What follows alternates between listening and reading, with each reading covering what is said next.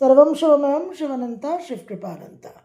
2026-এর জন্য আজকে আমরা বিশেষ কিছু উপায়, কিছু প্রয়োগ, কিছু রেমেডি নিয়ে আলোচনা করব। আপনারা জানেন যে 2026 রবির বছর। সংখ্যাতত্ত্ব অনুযায়ী 2, 4 আর 6, 10 অর্থাৎ 1 অর্থাৎ রবি সান সংখ্যাতত্ত্বতে 1 নম্বর সংখ্যা। এই যে রবির যে একটা আধিপত্য থাকবে, রবির প্রাধান্য থাকবে 2026-এ, সেই রবির জন্য আমরা বিষ্ণু তত্ত্বকে অবলম্বন করে, বিষ্ণু তত্ত্বের কাছে সমর্পণ করে আমরা 2026-এ একটা আমরা কৃপা অর্জন করার চেষ্টা করব, নিজেদের নিরাপদ রাখার চেষ্টা করব। অলরেডি বহু মানুষ একটা টার্বুলেন্সের মধ্যে দিয়ে চলছেন এবং 2026-এর শুরুতেই 16ই জানুয়ারি যখন মঙ্গলের ট্রানজিট হবে মকর রাশিতে, তখন থেকেই কিন্তু একটা বিশেষ খুব শক্তিশালী ঊর্জা উৎপন্ন হবে এবং তারপর মঙ্গল কুম্ভ রাশিতে রাহুকেতুর অ্যাক্সিসে যাবে, রাহু যুক্ত হবে, তারপর মঙ্গল শনি যুক্ত হবে কালপুরুষের দ্বাদশে। তো এহেন অবস্থা চলবে 11 মে অবধি। তারপর মঙ্গল প্রবেশ করবে স্বগৃহে মেষ রাশিতে, সেখানেও কিন্তু মঙ্গল যথেষ্ট শক্তিশালী এবং যথেষ্ট বিস্ফোরক হতে চলেছে। এবার এই সময়টাকে সঠিকভাবে নিজেদের মনস্থিতিকে, গ্রহস্থিতি অনুযায়ী, গ্রহস্থিতি যে পরিস্থিতি তৈরি করবে সেখানে নিজেদের মনস্থিতিকে যাতে আমরা সঠিক রাখতে পারি, সেই জন্য আমাদের বিশেষভাবে ভাবনা চিন্তা করতে হবে। তো 2026-এ তুলসীমালার প্রয়োগের বিষয় নিয়ে আমি আলোচনা করেছিলাম। তো সেই তুলসীমালা এসে গেছে এবং বহু মানুষ সংগ্রহ করেছেন।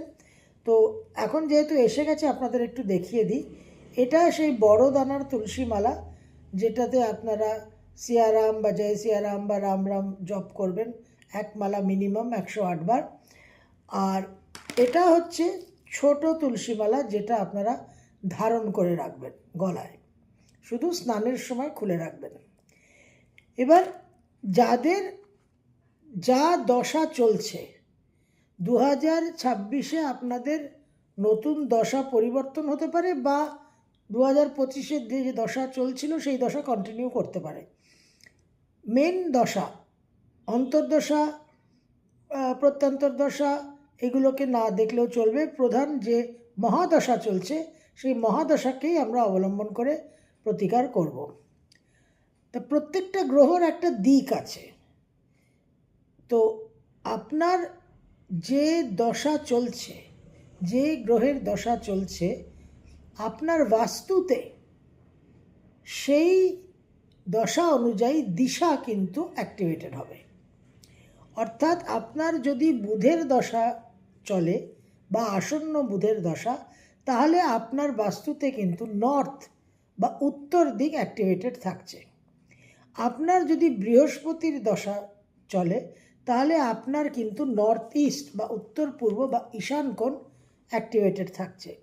আপনার জন্মছক অনুযায়ী যদি বর্তমানে চন্দ্রের দশা আপনার রান করে, তাহলে আপনার নর্থ ওয়েস্ট বা উত্তর পশ্চিম দিকটা বাস্তুতে অ্যাক্টিভেটেড থাকছে।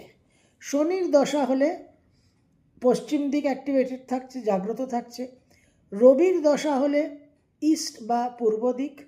মঙ্গলের দশা হলে সাউথ বা দক্ষিণ। শুক্রের দশা হলে সাউথ ইস্ট, দক্ষিণ পূর্ব। আর রাহুকেতুর দশা হলে সাউথ ওয়েস্ট, দক্ষিণ পশ্চিম। এবার 2026 যেহেতু রবির বছর, সুতরাং in any case by default eastern side, আপনার বাস্তুর যে পূর্ব দিক সেটা কিন্তু জাগ্রত থাকছে। তার সঙ্গে আপনার মহাদশা একটা বিশেষ দিশাকে জাগ্রত করবে। এবার আমরা একটা বিশেষ পদ্ধতিতে মন্ত্র পাঠ, মন্ত্রকে আরও অপটিমাইজ করার একটা উপায় করার চেষ্টা করব। জল তত্ত্ব, আমরা জানি জল তত্ত্ব আমাদের পৃথিবীতে একটা বিশেষ তার ভূমিকা। 3/4, 4 ভাগের 3 ভাগ পৃথিবীতে জল, এবং মানব শরীরেও 70-75% হচ্ছে ওয়াটার। এই জলের একটা বিশেষ যেটা বৈশিষ্ট্য, সেটা হচ্ছে জলের মধ্যে মেমোরির ক্যাপাসিটি আছে। জলের একটা নিজস্ব স্মৃতিশক্তি আছে। Water carriage memory.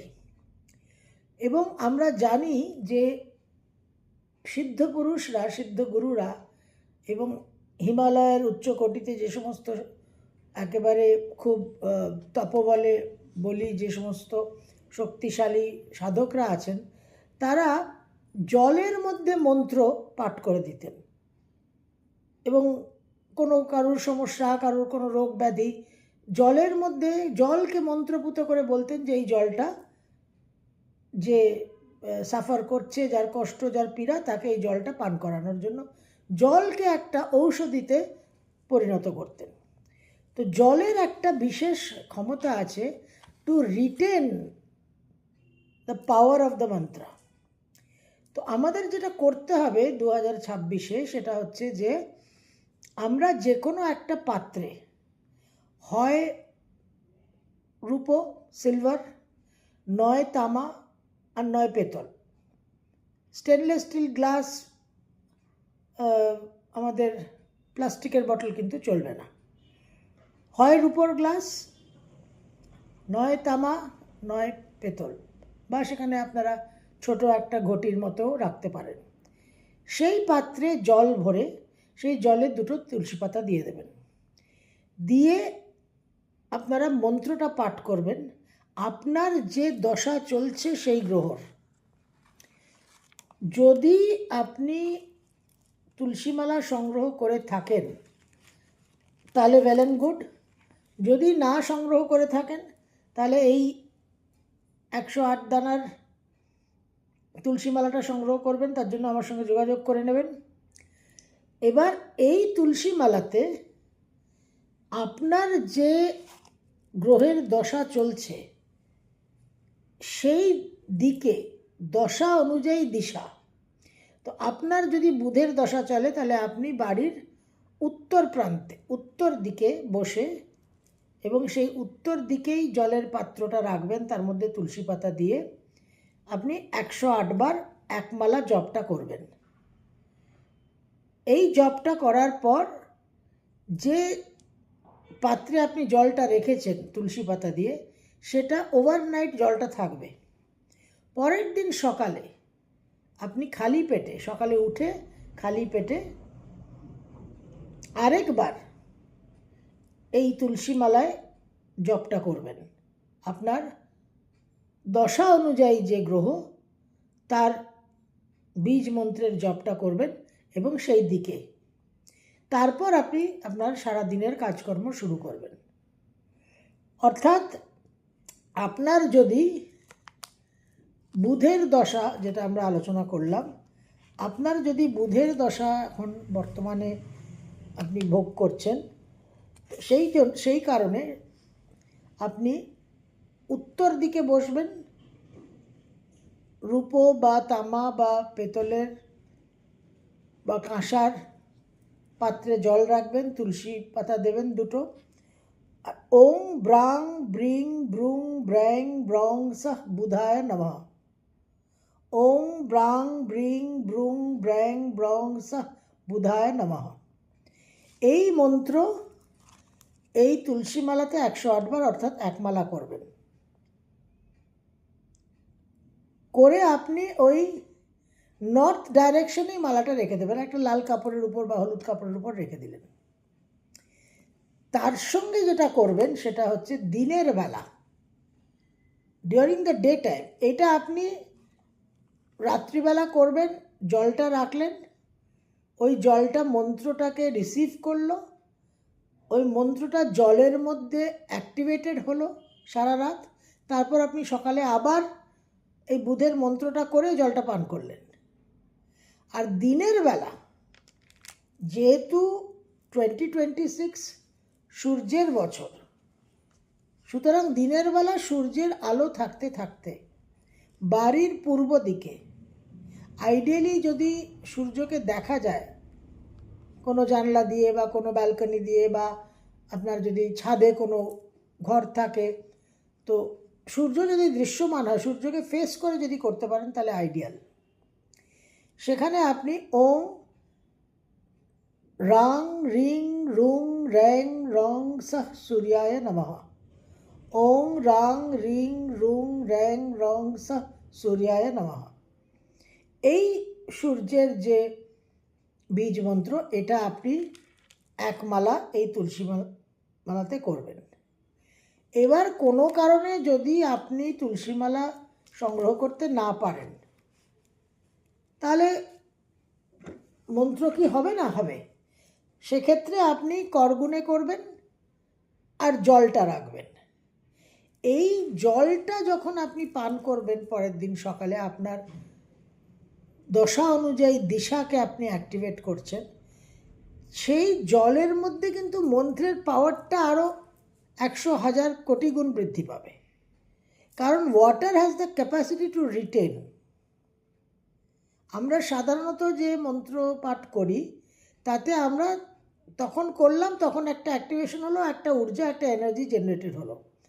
কিন্তু ওই এনার্জি, ওই ঊর্জা যেটা জেনারেটেড হচ্ছে, সেটাকে মেনটেন করা, সাস্টেন করা এবং অ্যাভেল করা, যাতে সেটা এনার্জি যাতে একটা খরচ না হয়ে যায়, অনেকটা বেশি যাতে আমরা পরিমাণে সেই এনার্জিটাকে পাই, সেই জন্য কিন্তু এই জলের পদ্ধতিটা আমাদের নতুন করে এই যে প্রয়োগ পদ্ধতি, এটাকে আমরা 2026-এ প্রয়োগ করব। এটা ভীষণ ইম্পর্টেন্ট এবং 2026-এ যথেষ্ট টার্বুলেন্স আসতে চলেছে। একটা মঙ্গলের, আমি আপনাদের সঙ্গে আগেই আলোচনা করেছি, যথেষ্ট টাফ ট্রানজিটস চলবে। বিশেষভাবে প্রাকৃতিক দুর্যোগ, বড় মাপের সুনামি এবং ভূমিকম্প আমরা আশা করতে পারি। একটা বিশেষ খুব বেশ সাংঘাতিক উগ্রপন্থীর একটা আক্রমণ, টেররিস্ট অ্যাটাক। রাজনৈতিক ক্ষেত্রে যথেষ্ট ডামাডোল। ভারতবর্ষের মঙ্গলের দশা চলছে, সুতরাং মঙ্গলের দশায় একটা যুদ্ধের পরিস্থিতি, were like situation, conflict, border difficulties, এই সমস্ত কিন্তু আমাদের দেশে একটা আমরা প্রত্যক্ষ করতে চলেছি। তো তার সঙ্গে বৃহস্পতি অতিচার গতিতে আছেন, সুতরাং একটা ব্যালেন্স মেনটেন করা। গ্রহস্থিতিকে আমরা পরিবর্তন করতে পারবো না, কিন্তু গ্রহস্থিতির কারণে যে মনস্থিতি তৈরি হবে, সেই মনস্থিতিকে যদি আমরা একটু নিয়ন্ত্রণ করতে পারি, তাহলে আমাদের জীবনে পরিস্থিতি অনেক পরিবর্তন হবে। তো এই মনস্থিতিটা ভেরি ভেরি ইম্পর্টেন্ট।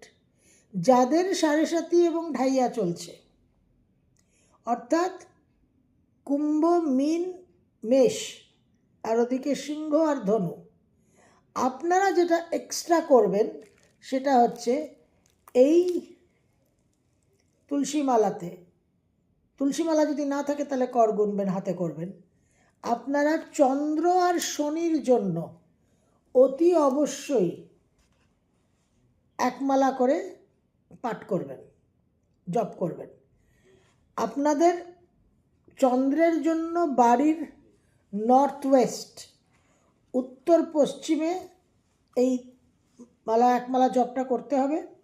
মন্ত্র হবে ওং শ্রাং শ্রীং শ্রুং শ্র্যাং শ্রং সঃ চন্দ্রায় নমঃ, ওং শ্রাং শ্রীং শ্রুং শ্র্যাং শ্রং সঃ চন্দ্রায় নমঃ।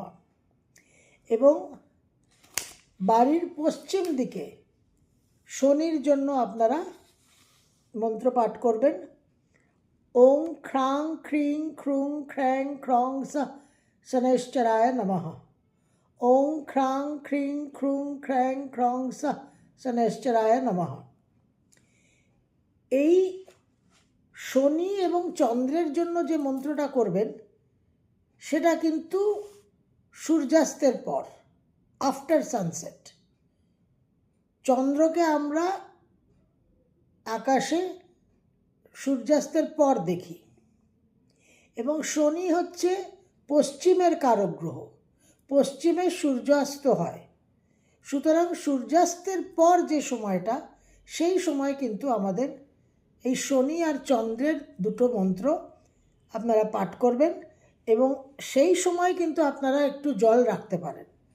আলাদা করে একটা পাত্রে জল রাখলেন এবং সেই জলটা কিন্তু আপনারা আবার এই ঘন্টা 2 ঘন্টা 3 পর জলটা আপনারা পান করে নেবেন। রাতের জলটা যেটা আপনার যে দশা চলছে, আপনার যে দশা আপনার দিশাকে অ্যাক্টিভেট করেছে আপনার বাস্তুতে, তার মন্ত্রর যে জলটা সেটা কিন্তু পরের দিন সকালে। আর যারা 7:30 আর ঢাইয়া ভোগ করছেন তারা সন্ধেবেলা যে কোনো সময় জল নিয়ে জলের মধ্যে পারলে 1 কি 2 তুলসী পাতা দিয়ে দেবেন, দিয়ে মন্ত্রটা 1 মালা পাঠ করলেন। তুলসী মালা থাকলে তুলসী মালা, না হলে করে হাতে করলেন, করে ঘন্টা 2-3 পর এই জলটা পান করে নেবেন। এই জলের মাধ্যমে ওয়াটার এলিমেন্ট, দেখুন আলটিমেটলি গ্রহ নক্ষত্র রাশি ভাব যাই দেখুন, আধার হচ্ছে পঞ্চতত্ত্ব। এলিমেন্টাল ফান্ডামেন্টাল মৌলিক যে তত্ত্ব সেটা হচ্ছে পঞ্চভূত। যে পঞ্চভূতের মন্ত্রটা আমরা ওং নমঃ শিবায়তে পাই। তো এই তাত্ত্বিক লেভেলে, at the level of the elements, elemental লেভেলে যখন আমরা একটা প্রয়োগ করব, তখন কিন্তু খুব রুট কজ, খুব ডেপথে গিয়ে কিন্তু আমাদের একটা রেমেডি হবে, একটা ট্রিটমেন্ট হবে। এবং 2026-এ আমাদের তাহলে রবির জন্য পূর্ব দিকে আমরা সকলে করব। 7:30 ঢাইয়া যারা রান করছেন তারা নর্থে একবার আর ওয়েস্টে একবার করবেন সূর্যাস্তের পরে। রবির জন্য পূর্ব দিকে দিনের বেলা সম্ভব হলে সূর্যকে ফেস করে, আর রাত্রিবেলা শুতে যাওয়ার আগে জল রেখে আপনার যে গ্রহ দশা চলছে সেই গ্রহ দশা যে দিশাকে অ্যাক্টিভেট করছে, সেই দিশায় বাস্তুতে আপনার ঘরের সেই দিকে আপনি এই 1 মালা জপটা করবেন, আপনার সেই গ্রহের বীজ মন্ত্রটা। জলটা সেখানেই রাখবেন, মালাটা সেখানেই রেখে দেবেন।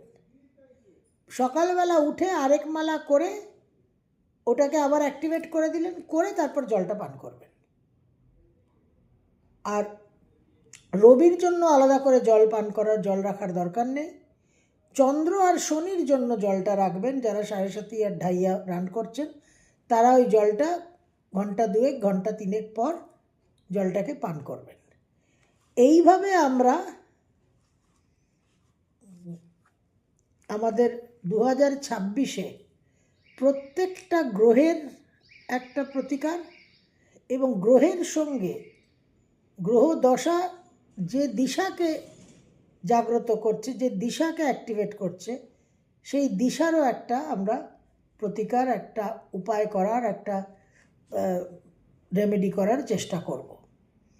তো এগুলো সবই সিদ্ধ পুরুষদের জ্ঞান, সিদ্ধ পুরুষদের সমস্ত পরামর্শ, অ্যাডভাইস। এবং এই যে বিশেষ জলের মাধ্যমে জলকে ব্যবহার করে ওয়াটার এলিমেন্ট তার যে মেমোরিটা, সেটাকে তার যে বিশেষ এই বৈশিষ্ট্য, চারিত্রিক বৈশিষ্ট্যটাকে যে ব্যবহার করা, যে ইউটিলাইজ করা, এটা কিন্তু এই যে আমি আপনাদের জন্য অযোধ্যা থেকে সংগ্রহ করেছি।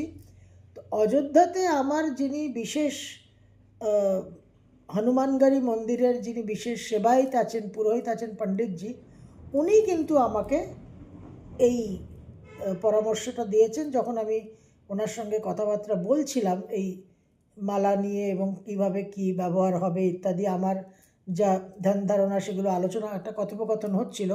তখন উনি আমাকে বললেন যে आप अपने जो भी है लोगों को ऐसे ऐसे करने बोलिए, उसमें बहुत ज़्यादा फ़ायदा है। তো ওনার এই পরামর্শ, উনি হনুমানগড়ি মন্দিরের সেবায়িত পুরোহিত, সেখানেই উনি থাকেন। তো ওনার এনার্জি, ওনার একটা আলাদা ভগবান শ্রী রামচন্দ্র, বজরংবলী, হনুমানজির সঙ্গে একটা আলাদা সম্পর্ক, একটা কমিউনিয়ন। তো ন্যাচারালি উনি যেটা বলবেন তার একটা বিশেষ মাহাত্ম্য আছে, সেই জন্য ওনার এই যে বিশেষ একটা অ্যাডভাইস, একটা বিশেষ পরামর্শ, বিশেষ বিধান, সেটা আমার মনে হয় আমাদের সকলেরই জীবনে কিন্তু বিশেষভাবে আমাদের জন্য উপকারী হবে, কার্যকর হবে। এবং আমরা 2026-এ যে টার্বুলেন্সটা 2025-এ শুরু হয়েছে, সেই টার্বুলেন্সটা 2026-এ তো বজায় থাকবেই এবং বৃদ্ধি পাবে, এবং সেটাকে আমরা হ্যান্ডেল করতে সক্ষম হব, এবং তার জন্য আমরা এই প্রয়োগবিধিটা করব। সর্বম শুভময়ম শিবানন্তা শুভকৃপানন্তা।